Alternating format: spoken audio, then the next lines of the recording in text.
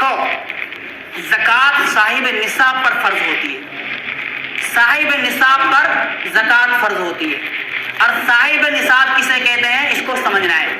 صاحب نصاب اس آدمی کو کہتے ہیں جس کے پاس 52.5 تولہ چاندی کی مقدار مال ہو، چاہے وہ چاندی ہو چاہے دوسرے کو روپے پیسے وغیرہ ہو. مثال کے طور پر آج کے وقت میں 52.5 تولہ چاندی کی قیمت ہمارے ملک میں تقریباً 37-38 ہزار روپے ہوتی ہے. اگر اتنا پیسہ کسی کے پاس اس کی ضرورت سے زائد ہے یا مال ہے تو سمجھو کہ وہ صاحب نصاب ہے. اب صاحب نصاب آج وہ ہو گیا، جس تاریخ میں وہ ہوا وہ تاریخ کو آپ لکھ لو. مثال کے طور پر آپ کے پاس یہ مال 1 رمضان کو آیا، چاند کی تاریخ متعین کرنی ہے، انگریزی نہیں. انگریزی تو پھر سال بڑی ہوتی ہے نا، 1 سال میں مال نکالنا ہوتا ہے آپ کو. آپ کے پاس 1 رمضان کو اتنا پیسہ آیا، آپ ہو گئے صاحب نصاب. اب 20 سال میں اگلے رمضان تک آپ کے پاس کتنا پیسہ آیا کتنا گیا کوئی حساب مت کرو. اگلے رمضان کو 1 رمضان کو آپ حساب کر لینا اب میرے پاس کتنا پیسہ ہے. سب سے پہلے جوڑو سونا کتنا ہے، سونا جوڑ لیا.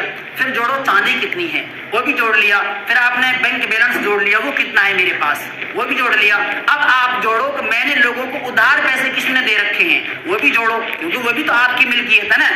ٹھیک ہے، تو یہ ساری چیزیں جوڑ کے تقریباً آپ کے پاس 2 لاکھ روپے بنتے ہیں مثال کے طور پر. اب آپ اس کو مائنس کر لو ان چیزوں میں جو آپ کے پاس قرض ہے. مثال کے طور پر آپ کے پاس قرض ہے، آپ بجلی کا بل بھی نکال لو وہ بھی آپ نے نہیں بھرا، پانی کا بل نکال لو وہ بھی آپ نے نہیں بھرا. آپ کرائے کے مکان پہ رہتے ہو، بہت دنوں سے آپ نے کرایہ بھرا ہی نہیں ہے، آپ وہ بھی نکال لو. اب آپ قرض دار ہو گئے 1 لاکھ روپے کے. 2 لاکھ روپے آپ کے پاس ہیں، اتنا مال ہے آپ کے پاس میں، اس کی زکوٰۃ آپ کو دینی تھی، سال بھی آپ کی ہو گئی ہے. لیکن 1 لاکھ روپے آپ کے اوپر زکوٰۃ دیے تو شریعت نے چھوٹ دیے، آپ قرض نکال لو. اب آپ کے پاس جتنا مال بچ رہا ہے اس میں سے آپ زکوٰۃ دے دو، اس میں سے آپ زکوٰۃ دے دو. اب اس میں سے 2.5% نکالنا ہے. جس کو بات سمجھ میں آ جائے تو بہت ہی اچھا، اور جس کو زکوٰۃ کا مسئلہ بہت کٹھن ہوتا ہے، سال میں کبھی ہمارے سامنے ایسے آتی ہیں باتیں، اور جس کو سمجھ میں نہ آئے وہ بات میں سمجھ لے، بہت آسان ہے. اس میں سے ہمیں 2.5% نکالنا ہے، اور وہ نکالنا ضروری ہے. اگر اس میں سے ہم نے تھوڑا بھی اپنے مال میں ملا لیا تو سارا مال بیکار ہو جائے گا. حلال طریقے سے کمایا ہوا مال اگر اس کی آپ نے زکوٰۃ نہ دی تو وہ مال بھی آپ کا خبیث ہو جائے گا. اور اگر خبیث مال ہے، حرام طریقے سے مال کمایا تو اس کی تو زکوٰۃ ہی نہیں ہے، اس کو تو آپ اللہ کے راستے میں دیں گے، آپ کو ثواب بھی نہیں ملے گا. اس کو آپ خیرات کریں گے، آپ کو خیرات کا ثواب نہیں ملے گا.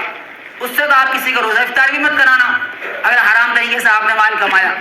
تو یہ زکوٰۃ کا میں نے چھوٹا سا ایک اس حساب سے طریقہ آپ کو بتایا جو آپ نے سمجھ لیا ہوگا کہ زکوٰۃ سال میں نکالنی ہے، اور صاحب نصاب جب آپ ہو جائیں جب آپ پر وہ فرض ہے. غریبوں پر زکوٰۃ اللہ نے فرض نہیں کی.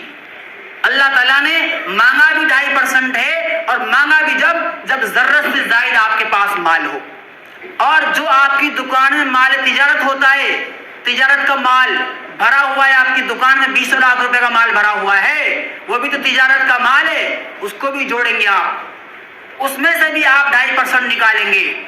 اور جو آپ نے کوئی پلاٹ وغیرہ خرید رکھی ہے، اور آپ نے کوئی دکان یا مکان خرید رکھا ہے، اگر آپ نے خریدے ہیں وہ رہنے کے لیے تو زکوٰۃ نہیں ہے. اگر آپ نے خریدے ہیں وہ بیچنے کے لیے، تجارت کے لیے کہ کبھی اچھے ریٹ ہوں گے تو میں ان کو بیچ کر کچھ فائدہ حاصل کروں گا، تو ان کی بھی جب تک وہ آپ کے پاس ہیں ہر سال آپ اس کا حساب جوڑیں گے کہ آج کے وقت میں یہ کتنے روپے کی ہے یہ پلاٹ یہ مکان، اور اس میں سے آپ 2.5% نکالیں گے. امید تو یہ ہے کہ آپ کو اچھے طریقے سے یہ زکوٰۃ کا پورا نصاب پورا حساب سمجھ میں آ گیا ہوگا. اگر سمجھ میں آیا ہے تو آپ اس حساب سے رمضان میں نکالیں گے تو آپ کو 70 گنا زیادہ ملے گا. اچھا، لوگ نکالتے ہیں رمضان میں کیوں نکالتے ہیں اس کو بھی سمجھ لینا ہے. رمضان میں اس لیے نکالتے ہیں کہ رمضان میں اس کا 70 حصہ زیادہ ثواب ملتا ہے. وہ نکالنا ہے. لوگ اس کو سال کو رمضان میں باندھ لیتے ہیں. آپ کو سال باندھ لیے نا, آپ کبھی بھی سال باندھ سکتے ہیں. تو رمضان میں باندھنے سے یہ فائدہ ہوتا ہے کہ جب ہم ایک مرتبہ نکالیں گے, ایسا سمجھو جیسے کہ ہم نے 70 مرتبہ نکال دیے ہوں. تو نکالیں گے انشاءاللہ اس طریقے سے سب زکات. اللہ تعالیٰ عمل کی توفیق عطا فرمائیں. باقی آئندہ میں کریں گے انشاءاللہ. سنتیں پڑھ لیجئے. Press the bell icon on the YouTube app and never miss another update.